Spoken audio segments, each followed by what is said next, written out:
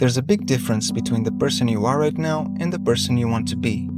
You have all these goals and ambitions. You want to become rich, smart, or healthier, but instead, you find yourself mindlessly scrolling on your phone and wasting your life away. But what if I told you that what's preventing you from achieving your potential isn't your lack of motivation or how hard you want to achieve these goals? You see, you might feel motivated to change at first. Maybe you try to start working out every day and you can actually do it for a while. But eventually, you fall back to your old ways. You start losing hope and label yourself a failure. But the truth is, changing really is hard, but understanding how habits are formed really does help. So grab some snacks, get comfy, and take some notes. Habits are essentially an automatic response to a specific situation or contextual cue.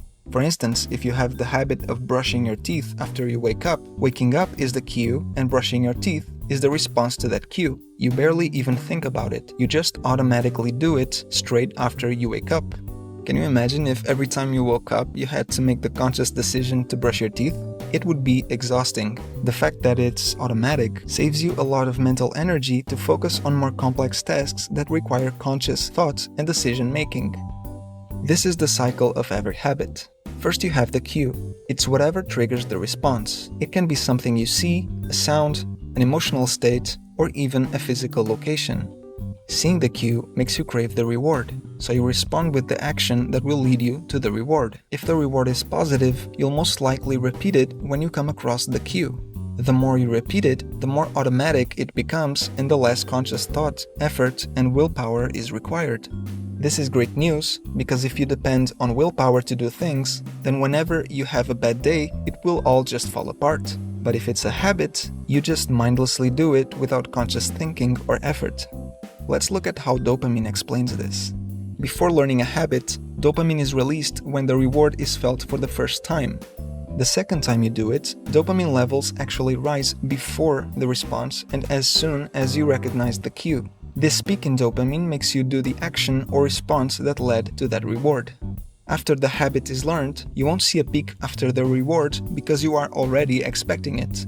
However, if there's a cue but you don't get rewarded, there will be a dip in dopamine and you'll feel discomfort. If you want to try this out, try not looking at your phone after you hear a notification. Alright, now that we know how habits work, how do we start applying this knowledge? Well, we can try making things easier. The less friction between you and the behavior you want to adopt, the easier it will be for you to do it. One simple way of doing this is by making the cues more visible in your environment. If you want to play guitar, instead of storing it in the case, just leave it next to your bed. If you want to read before bed, leave a book on top of your pillow after you make your bed. You can also make your goals as specific as possible. Instead of saying I want to learn German, say I will learn German grammar for 20 minutes tomorrow at 10 o'clock in my bedroom desk. You can pause the video and take a screenshot of this formula. You can also stack your habits, meaning you do the habit you want to learn right after you complete another habit you already do. If you already drink coffee in the morning, you can read 5 pages of a book right after you drink the coffee. After some repetition, you'll start grabbing a book without even thinking about it. One great example of habit stacking that you are probably already doing is your morning routine. You wake up, you go pee, after you flush, you automatically go to the sink, wash your hands, and after you're done, you start brushing your teeth. After doing all this, we can also try having better rewards, which can be intrinsic or extrinsic.